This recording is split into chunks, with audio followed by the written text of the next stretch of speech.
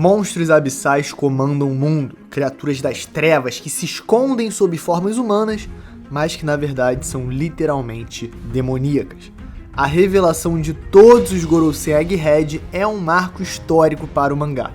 Os 5 misteriosos homens que desde o início da obra estavam acima de todos os desafios e perigos institucionais impostos pela Marinha e governo mundial contra nossos heróis. Agora finalmente estão por inteiros, por completo, em sua verdadeira forma, perante o Luffy, os leitores e o mundo. Mas o que isso verdadeiramente significa para os Chapéus de Palha? O que a chegada dos Gorosei implica no grande incidente de Egghead? Para mim, existe uma única resposta: a derrota. A partir dos eventos do capítulo 1110 de One Piece, os Gorosei se tornaram mais que os vilões da história. Eles representam os arautos do caos, os cavaleiros do apocalipse, o badalar da meia-noite, no relógio do juízo final. E quando tratamos de yokais, demônios, espíritos malignos, por vezes apenas um pacto de sangue, um sacrifício humano, uma medida impossível, pode resultar em uma verdadeira chance de escapatória. E quando falamos de sacrifício por seu capitão, sua tripulação e seus sonhos, um único homem brilha mais que todos pelas páginas de One Piece. E eu sei que você já pensou nele: Roronoa Zoro. Itan Baron Vi Nasujuro é o primeiro espadachim que pode realmente fazer Zoro ter que elevar seu nível a patamares ainda não alcançados desde a virada do Novo Mundo. Provavelmente o teste final que o tornaria alguém que pode olhar nos olhos de Mihawk e convidá-lo de uma vez por todas para a última dança de espadas de suas vidas, decidindo até a morte quem será o maior. Mas se a gente pensar nessa figura, o Gorosei é mais até do que isso. Por isso, não estaremos falando de esporte, honra ou habilidades marciais nesse combate. Quando se luta contra um demônio, a sua vida pode ser o preço final para resgatar aqueles que você mais ama. Fala galera, Chapéu de Palha aqui, eu sou o Derek e hoje uma ideia minha, eu acho que vai dar ruim. E eu vou explicar tintim por tintim porque eu acho que vai dar ruim. Claro, além de celebrar esse incrível capítulo 1110 que foi lançado, porque ele me deu ideias. E o review incrível do Lip também, que você tem que checar, me deu ideias. E justamente é isso que vamos discutir hoje. Então, sem mais delongas, deixa o like, se inscreve, comenta aí alguma coisa, dá uma engajada, engaja aí embaixo. E enquanto a vinheta roda, Alan, roda a vinheta. Engaja no like, engaja no like, engaja no like. Turururu, tururiru. Basicamente a galera tava de boa em Egghead, aí o Jay Garcia mandou um áudio no grupo falando: aí galera, acho que deu merda aqui, hein? Tem como brotar pra ajudar? E aí, BUM! Os 5 Goroseis revelados. Como suspeitávamos e como o Lip disse no review do capítulo, já havíamos trazido aqui pro canal até alguns yokais específicos que foram acertados. E eles, de fato, são usuários de frutas que representam diferentes espíritos malignos da mitologia japonesa. Tirando o Júpiter, que aparentemente é um Shai Hulud. Ou seja, um verme da areia colossal. Cara, em um cenário atual do shonen, com tantos designs interessantes relacionados a demônios, a espíritos, a yokais, a maldições, é muito bacana ver aonde One Piece consegue chegar. Citando Jujutsu Kaisen, Chainsaw Man, Jigoku Raku e Kimetsu no Yaiba, para citar alguns da leva mais contemporânea de mangás, One Piece também entra com tudo nessa, com designs maravilhosos que mostram como Oda é o GOAT, aquele que certamente atravessa as eras, se mantendo altamente moderno e arrojado, sem perder as características intrínsecas do traço de One Piece que tanto amamos. E na movimentação Egghead, dá pra notar que cada um dos Gorosei assume uma diferente função para impedir a mensagem do Vegapunk e também neutralizar os Chapéus de Palha e a resistência tecnológica que a ilha de Egghead carrega. Tirando os 3 que se concentram para tentar espancar o Luffy, o mais interessante para mim foi o Marcus Mars na forma de Itsumade, rapidamente ganhando altitude e testando as defesas do campo de força da Labo Phase, enquanto o Nasujuro se transformava da sua forma completa de Bakotsu para um grotesco e híbrido centauro samurai fantasma. Mas cara, isso que é genial no design. Mesmo ele sendo um monstro demoníaco, ele também consegue lutar usando sua espada. E isso é muito importante e eu vou explicar agora por quê. A comunidade comenta há milênios sobre o Nasujuro e a sua lendária espada. Antigamente, ninguém sabia se eles de fato lutavam ou se eram só políticos. Como vimos em Wano, espadas samurais de alto grau podem ser só tesouros de família, passados de geração em geração por parentes, mesmo que eles não necessariamente sejam capacitados para usá-los. Dito isso, amigo, era muita pala. Era um carequinha com um kimono, com uma espada bolada, com uma cicatriz. Quem não achou que ele ia usar isso alguma vez? É One Piece, a porrada come. Era simplesmente bom demais para não vermos ele usando. E claro, se existe um personagem de One Piece usando espada, a gente quer ver ele lutando contra o Zoro. E outro detalhe que não escapou à comunidade é que a espada que Nasujuro carrega não é uma espada qualquer. Aliás, muito pelo contrário. Existe uma teoria que é praticamente canon relacionada à verdadeira natureza da espada de Nasujuro, e que pode apontar até para o destino do personagem. No capítulo 97, o vendedor de espadas lá de Logtown tenta passar a perna no Zoro, comprando ao Adoishi Monge por 100 mil berries. Todo dia um malandro e um otário saem de casa, e quando o malandro encontra o otário, ele tenta comprar uma espada lendária a preço de banana. No entanto, o Zoro não é otário e, independente do valor, ele nunca venderia ao Adoishi Monge. Nisso, a Tashigi aparece e explica sobre as 3 categorias das melhores espadas do mundo. Os nomes em japonês são complicados, mas sabem que são tipo 50 muito boas, 21 boas pra caramba, e as 12 boas demais, tá maluco, entendeu? 50 muito boas, 21 boas pra caramba, e as 12 tá maluco, é muito bom, que absurdo. Inclusive, entre as 12 existe a Yoro, a espada do Mihawk, por exemplo, além da Naginata do Barba Branca. Lindo. Agora vamos para os fatos. Nessa mesma lojinha, largada nas espadas de 50 mil berries, a Tashigi acha a Sandai Kitetsu, uma das 50 espadas muito boas. Agora, por que ela estava largada lá? Porque existe uma lenda que as espadas da família Kitetsu são todas amaldiçoadas. Como o dono da loja conta, todos os espadachins de renome que a usaram tiveram um final trágico e terrível. Agora, você lembra? Eu lembro. Essa conversa nos leva à icônica cena do Zoro apostando a sua sorte contra a maldição da espada, a jogando pro alto em alta rotação e estendendo seu braço, podendo perdê-lo em um só golpe. No entanto, ele prevalece. Essa é a parada do Zoro. Ele prevalece não importa o que aconteça.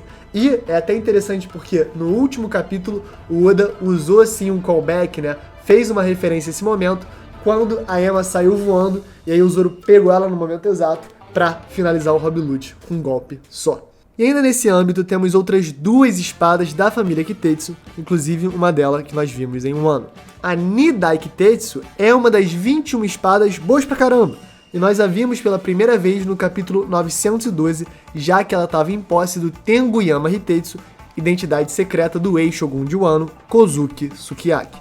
No caso dessa espada, ela foi criada por um ancestral do Sukiyaki chamado Kotetsu, e acabou nas mãos do Luffy durante a loucura da saga, onde em certo momento ele chegou a socar a cara de um dos piratas das feras enquanto segurava a espada. Belo golpe, Luffy, é assim que usa mesmo. Finge que meu Chocobisco chama espada, ó. Lau. Não é publi, mas Balduco. Nunca mais a Balduco vai querer falar comigo. Pô, Balduco.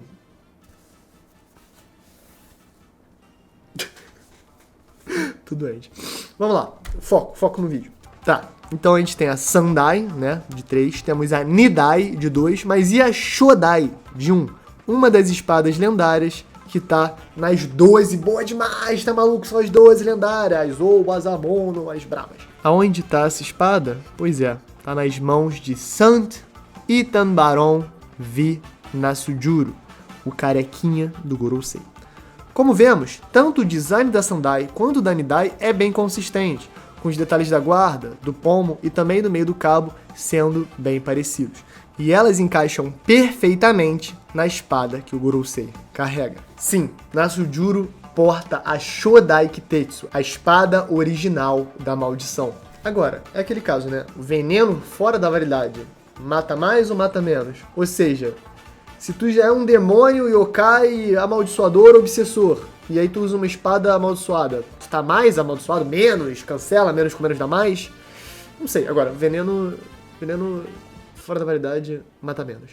A resposta sobre a maldição, eu sei que a gente vai descobrir eventualmente. Então, nesse último capítulo, o Oda fez alguns movimentos que pra mim apontam bem claramente para o futuro do combate, e talvez até para a tragédia dos chapéus de palha. Os Gorosei foram introduzidos, e confirmamos que Nasujuro de fato usa Shodai Kitetsu, e mesmo em sua forma demoníaca, consegue performar como espadachim. Na sua forma híbrida, né, pra ser mais preciso, mas deu pra entender. Ele consegue usar os poderes da fruta e lutar ao mesmo tempo.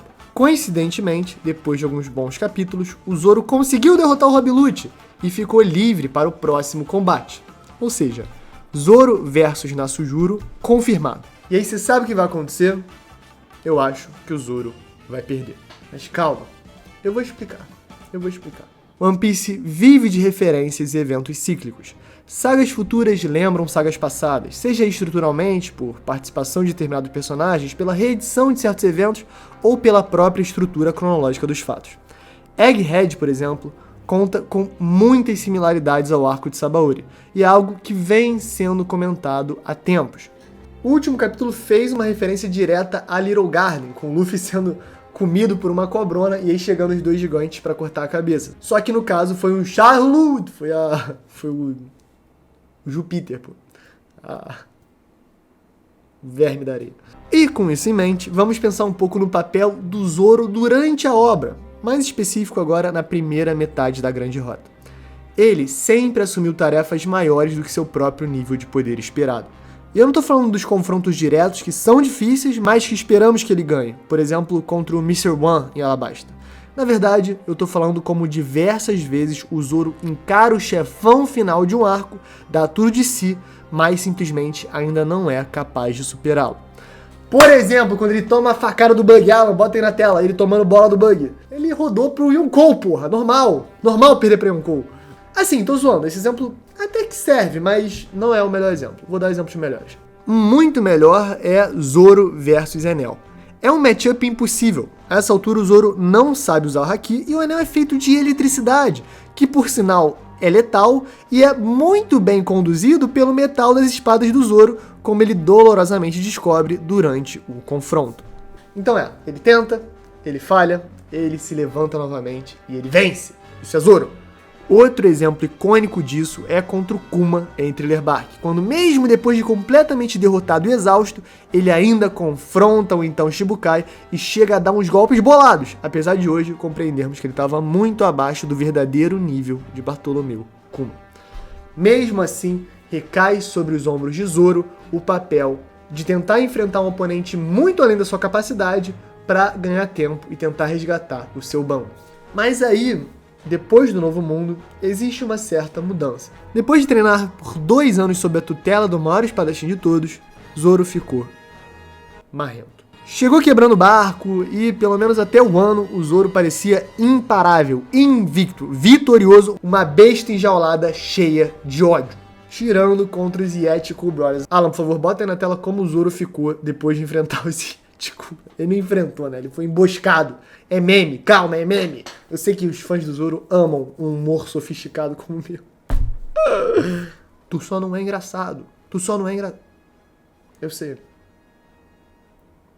Agora, em um ano, finalmente, uma dificuldade real.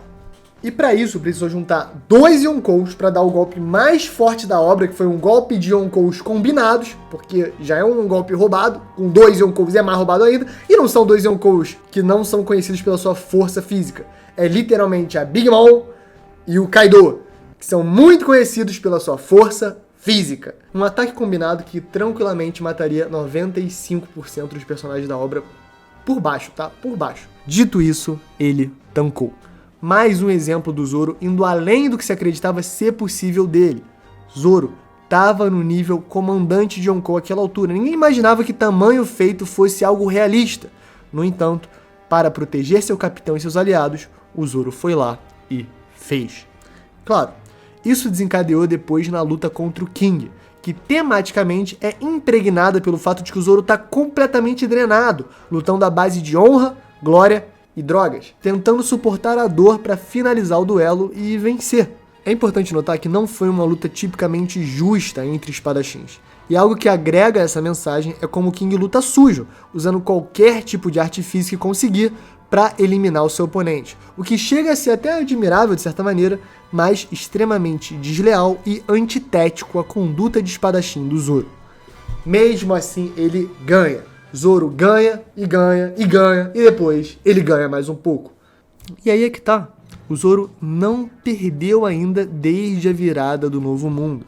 Não perdeu como ele perdeu pro Enel, não perdeu como ele perdeu pro Kuma, não perdeu até como ele perdeu pro Bug.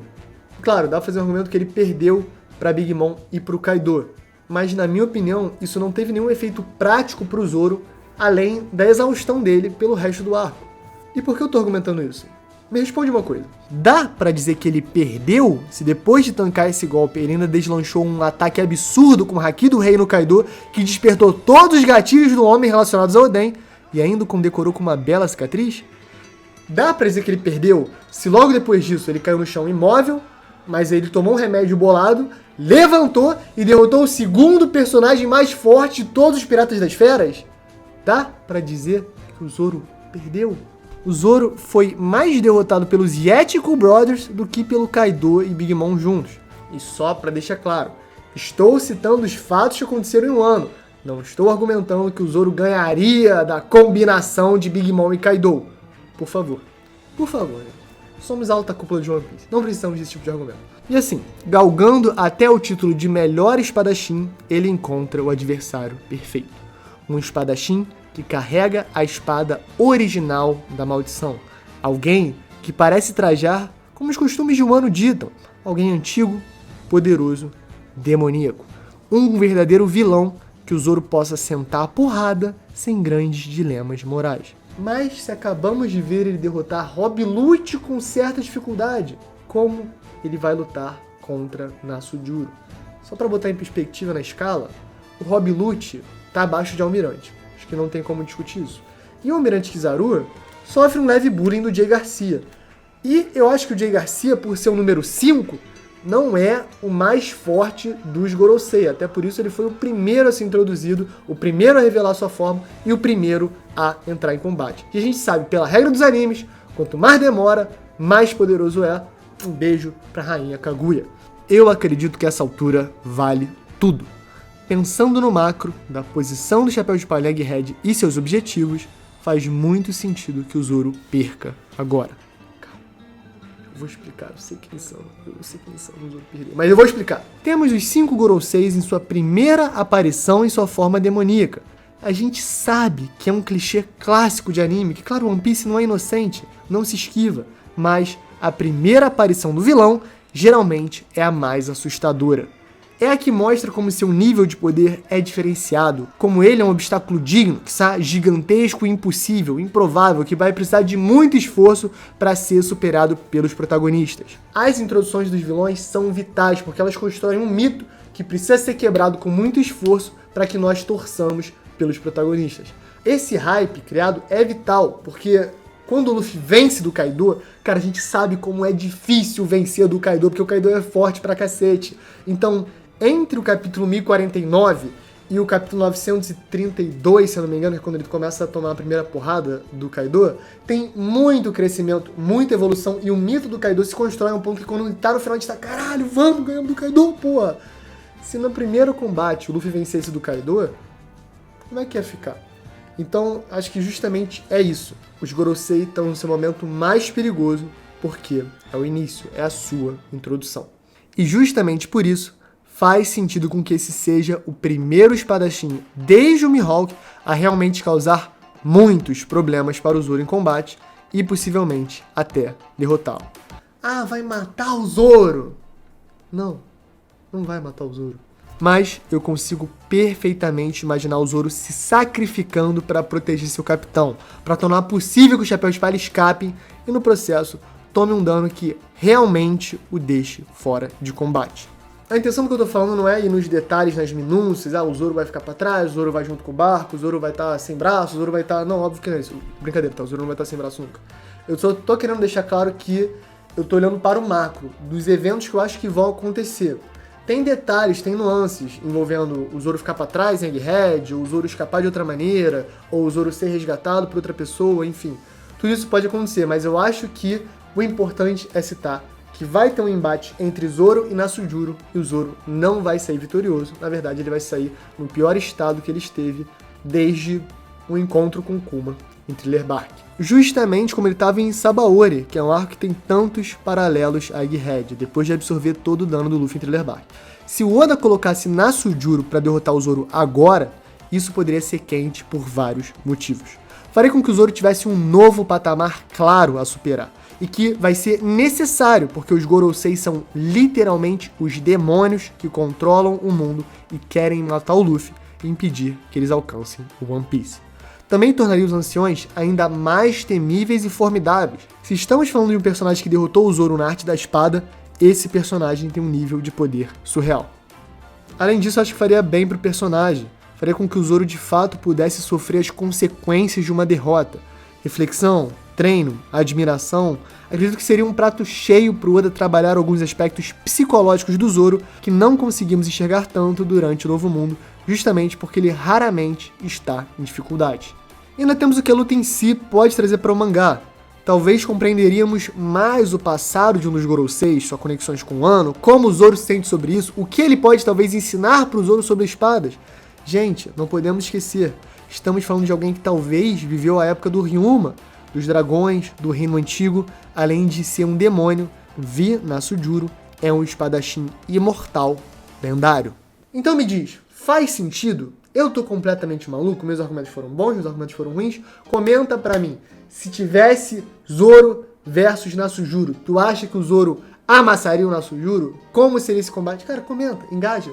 Vamos conversar, vamos discutir. Esse foi o vídeo, saiu tudo da minha caixolinha. Comenta aí o que você achou, deixa o like, se inscreve. Live domingo, todo domingo tem live. Espero que vocês curtam a live domingo.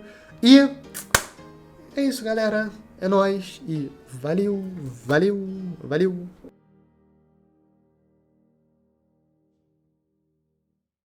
Pode palha secreto. Na moral, tô louco pra ver Duna 2. Não me spoila de Duna 2 aí nos comments, hein? Depois que eu ver Duna 2 eu vou ler os livros, prometo. Mas aí, na moral, tô vendo Shogun. Shogun tá uma série absurda. Que série boa. Desde pivete, meu pai me perturba. Lê os livros de James Clavell, lê Shogun, lê a saga gloriosa do Japão. Lê. Eu li? Não li. Mas agora tá me dando muita vontade de ler. Finalmente acabei Game of Thrones, falta só os capítulos extra do Winds of Winter, que o Martin lançou, e depois eu tô junto com a galera aí sofrendo. Mas eu nem tô sofrendo tanto, assim, pra ser bem sincero, porque eu já sou grandinho, né? Eu já sabia onde eu estava me metendo. E, gente, é isso. Obrigado pelo apoio constante, obrigado pela moral. Quem fica aqui até o final vindo Pode Palha Secreto, pra mim, é especial, porque tanca um conteúdo extra. E é nóis. Um beijo, um queijo. Tamo junto. Comenta aí uma paçoca de areia. E é isso, galera. Valeu.